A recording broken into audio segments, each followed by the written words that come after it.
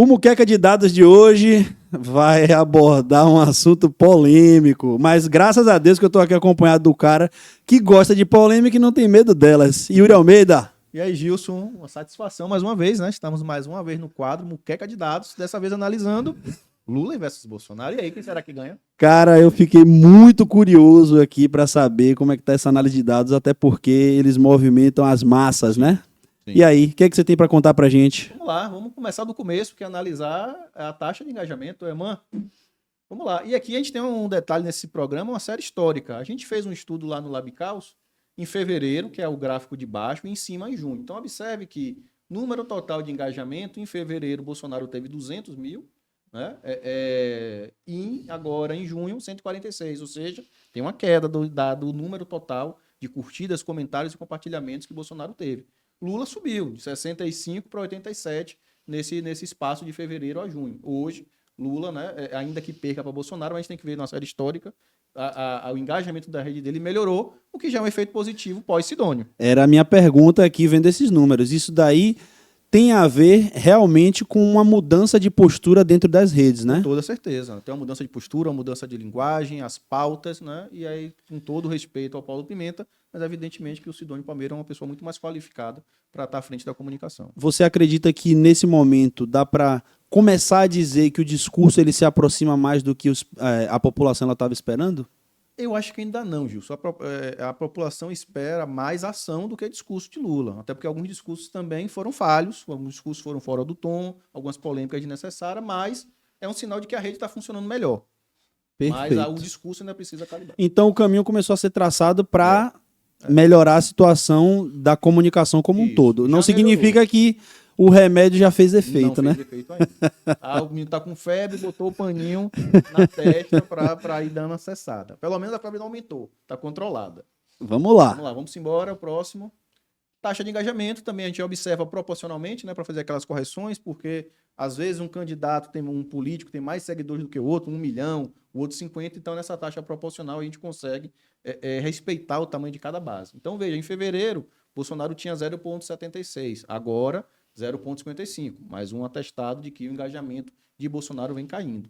Lula subiu, 0,49 para 0,66. Então, Sidônio pode chegar no seu relatório e falar, presidente, depois que eu fui contratado, sua rede está indo melhor. O negócio melhorou. O negócio está melhorando. E assim, ao mesmo tempo a gente enxerga também, Yuri, e é importante a gente citar, né? O movimento ele parece igual, entre aspas, nos dois slides, tá?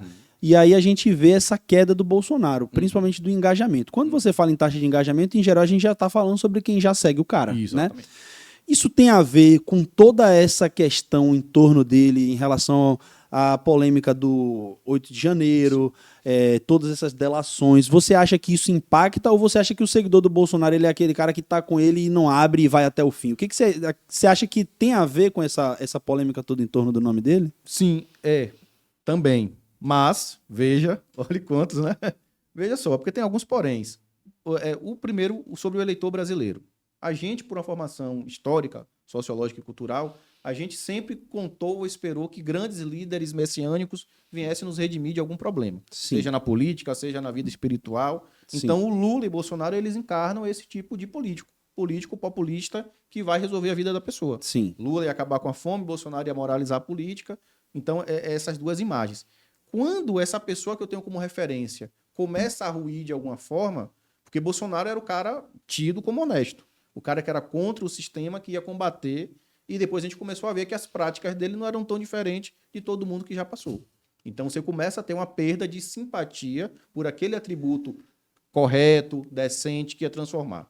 E, por outro lado, você tem um evento importante, que então falando da democracia, de um presidente no exercício do cargo atentando contra o próprio sistema que o povo elegeu. Certamente, para uma parcela do eleitorado de Bolsonaro, vai falar, opa, não era bem isso que eu queria. As pessoas um pouco mais moderadas, então, se descolaram desse discurso, né? Uma coisa que eu queria que você falasse do seu ponto de vista, que é um ponto de vista pessoal meu, com base nas minhas análises do que eu vejo de conteúdo dele, etc. Ele se focou muito em anistia. E a gente sabe que o que movia as pessoas no entorno de Bolsonaro era a raiva contra o sistema, a mudança de tudo que está aí, e aquela questão de não queremos comunismo, neoliberalismo, vamos pensar em enxugar a economia. Você acha que também se distanciar dessas pautas, que Apesar de ele não fazer disso seu plano de governo, mas ele falava a respeito disso e a gente sabe que a comunicação ela tem seu papel. Você acha que o distanciamento dele dessas pautas fez também com que esse resultado ele aparecesse? A gente vai aparecer um slide aí que vai responder sua pergunta. Vamos avançar? Vamos nessa. Segure aí. Aqui o comentário por postagem, pra gente ter uma noção. Em média, cada post que o Bolsonaro faz em fevereiro, 9.500 comentários, né? Lula, 6.055, mais ou menos. Aí veja, em junho, Bolsonaro cai. Sim. 9 para 6,8 e Lula tem praticamente encosta, né? Percebe? Então... Promoveu o debate, né? Existe alguma estratégia na comunicação de Bolsonaro, existem os fatos pelos quais Bolsonaro está passando, que está gerando uma certa instabilidade nas redes dele. E o Lula a gente percebe que promoveu o debate. Ele está crescendo um pouco e a gente sabe que para... a forma como era conduzida a comunicação, um salto como esse, num período como esse, já é positivo demais, cara. E aí a taxa é proporcional de comentários por postagem. Sim. Então significa dizer o quê? Os posts de Num Lula somatório, né? Tem Isso daí mais do que antigamente. Vamos para o próximo. Base de seguidores. Então permaneceu ali estável. Lula teve uma oscilação, porque também perdeu seguidores nesse período, né? Sim. Quase 1 milhão de seguidores aí Lula perdeu. E Bolsonaro está ali mantendo a sua base. Quando a gente faz uma conta dos números absolutos que você traz pra gente, aí a gente mostra que realmente a eficiência da comunicação de Bolsonaro caiu e a de Lula aumentou muito, porque é praticamente o dobro, né, cara? Exatamente. Mas aí é o consolidado de Bolsonaro. Sim, né? sim. Ele chega muito maior do Não, que mas Lula. eu digo assim, quando a gente coloca os números absolutos medidos, né, a gente consegue perceber que, pro cara que já tem uma base tão consolidada e em números absolutos, a gente conseguir ver os dois próximos, significa que existe um trabalho... Mesmo com menos seguidores... existe um trabalho bem feito. Isso aí é fato. E aí aqui é onde eu queria chegar, Gilson. Sim. Veja, né? Aqui analisando nesses últimos dias, qual foram os conteúdos de Lula que performaram melhor? Quem vai responder a sua pergunta. Então veja que essa visita a Lula na França rendeu os melhores engajamentos para ele. Sim. E também influenciou a sua imagem. Ou seja, quando o presidente, né, vai... Porque, por prática você tem. O vereador sai da sua cidade para buscar o asfalto na capital. A galera gosta. Sim. O governador sai do seu estado para ir no ministério trazer recurso. A galera gosta. Quando um presidente sai do seu país, que vai para a França, e veja que o Macron na França, ele também foi eleito dentro de um bojo mais à direita. Sim. Um cara independente, antissistema, que fundou um partido novo e conseguiu se destacar defendendo uma política muito mais próxima do Bolsonaro do que de Lula. Sim. E aí você tem a França, né, um país importante, e extremamente politizado. Você tem um presidente de um outro país abraçando, apertando a mão, firmando compromisso, colocando as cores em homenagem ao Brasil. Ou Eiffel. seja, o Brasil é grande. O Brasil voltou a ser importante. Por outro lado, a gente volta que Bolsonaro, quando ia nas conferências da ONU, ninguém falava nem com o Bolsonaro. Ele saía, passava despercebido. Então veja de que Lula sempre teve esse protagonismo internacional e essa imagem do Macron, da França, da Europa, reconhecendo, também tem um impacto positivo aqui. Você encara que o Lula exercendo esse papel de estadista, porque esse é o papel do estadista, estabelecer relações, sejam políticas, sejam comerciais. Você acha que quando o Lula ele faz isso, ele ativa aquele gatilho do saudosismo daquele momento de crescimento econômico do Brasil? Com certeza. E mostra que esse cara aqui, por mais que eu tenha a divergência ideológica, política, prometeu e não cumpriu, mas esse cara consegue colocar o Brasil. Ele está indo lá trazer essa grandeza novamente, Até né? porque tanto Lula quanto Bolsonaro precisam, para se viabilizar politicamente, conquistar o voto desse eleitor indeciso. Porque, a base de Lula está consolidada, a de Bolsonaro está consolidada, mas Dona Maria, seu José, que está preocupado com as contas do dia a dia, quer saber, sim, minha vida melhorar com Lula, com Bolsonaro. E a diferença agora é que tem o parâmetro Lula para se comparar e tem o parâmetro Bolsonaro para se comparar. E o governante, ele é um símbolo, né? Sim. Então, querendo ou não, por mais que a gente tenha simpatia por X ou Y, quando o cara tá ali no poder e no cargo, a gente olha para ele como um símbolo. Eu acredito que, bem provavelmente, isso daqui também repercute e reflete na popularidade dele. Por quê? Porque é o que as pessoas esperam do papel dele, né? E digo mais, como a gente percebe nas pesquisas atuais de avaliação do governo federal, que a gente precisa diferenciar. O governo federal é uma instituição, o Lula é uma personalidade. Sim. E eu sempre digo que as personalidades são maiores do que as instituições.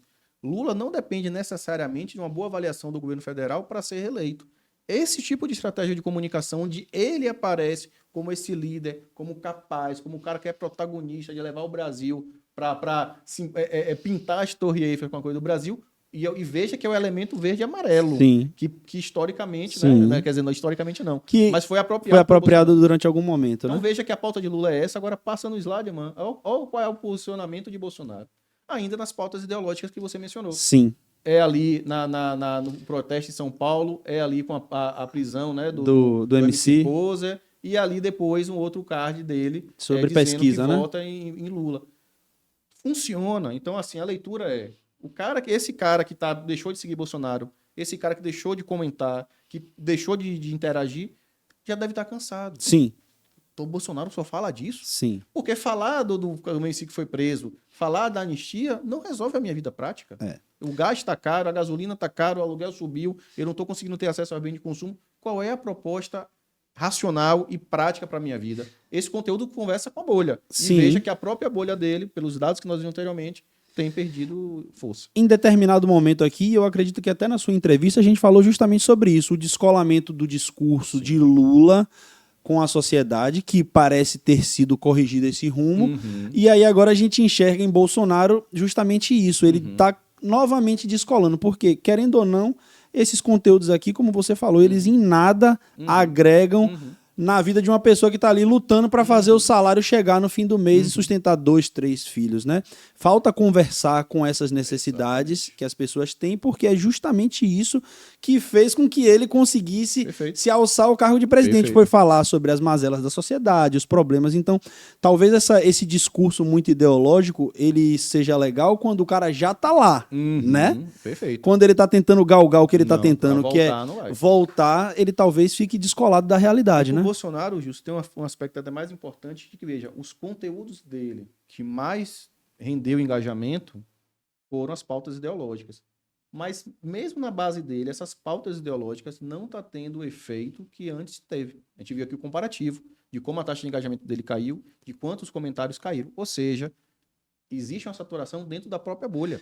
Essa própria postagem aqui, eu tenho certeza que se você fizer o seu diagnóstico que você faz do MC Pose, você vai ver que desses 63 mil comentários, muitos são batendo. Porque são pessoas que, querendo ou não, simpatizam com a causa do MC, porque ele veio da periferia, etc., e vão lá fazer uma defesa, né? Então, exatamente.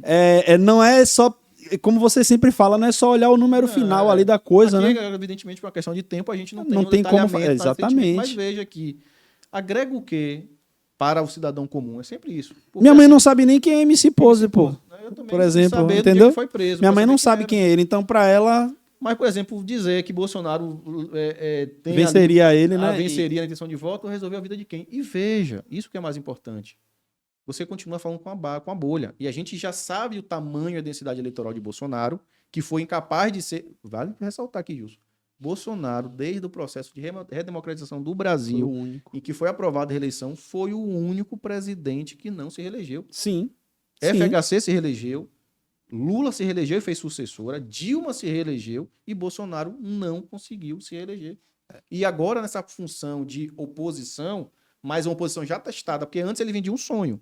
Comigo tudo vai ser diferente, eu vou mudar a política, porque eu não compacto com isso. Já esteve, mostrou que não foi capaz, tanto que o povo não o reelegeu. Não teve a chancela, né? E agora a prática do discurso é a mesma. Continua falando com uma bolha que está saturada e perdendo engajamento. Eu acho que o erro que ele está cometendo aí é que ele está falando muito sobre pautas pessoais, né? É o filho, é a anistia, e é aquela coisa que não encaixa na vida das pessoas, como você falou agora. E que o Lula, mesmo que de uma forma figurada, quando ele está ali com o Macron e fala sobre 100 bilhões de investimento, isso de uma certa forma cria uma esperança, né? E o governante, ele tem que vender esperança, né, cara? Claro. Se você fica assim só negativamente, que é uma coisa, por exemplo, que tem uma crítica local aqui, que a gente analisou a ACM, Jerônimo, que era o fato do ACM ser um cara que tava só batendo. Isso, às vezes, em algum momento, vai fazer com que a audiência ela sature, né? Então, é um erro de análise do discurso aí, né? De como encaixar um discurso legal. Porque o desafio dos dois, nesse processo eleitoral, é, primeiro, anular uma terceira via, que eu acredito que seja impossível no Brasil, mas... Sim, também não acredito na terceira via. Conseguir consolidar a base. Lula tem conseguido... Qual é o resultado desse estudo, Gilson? Lula conseguiu melhorar o seu engajamento, ou seja, continua a fidelizar a sua base e avançou. Bolsonaro continua fazendo pautas ideológicas para sua base, que está deixando de interagir com ele. Esse é o principal leitura. E aí, quando o cara começa a parar de crescer a bolha dele, né? É sinal de que algo não está nem sendo satisfatório para essa bolha mais ideológica. Exatamente. E aí daqui a 3 meses a gente volta para analisar qual foi o resultado das estratégias de Lula e Bolsonaro. Então você que gosta de números, fique ligado, porque toda semana a gente tem aqui essa fera, que é o Yuri Almeida, fazendo uma análise bacana sobre entes políticos nacionais, regionais, locais. O importante é a gente entender como olhar para os dados e entender o que eles têm a dizer para a gente, tá certo?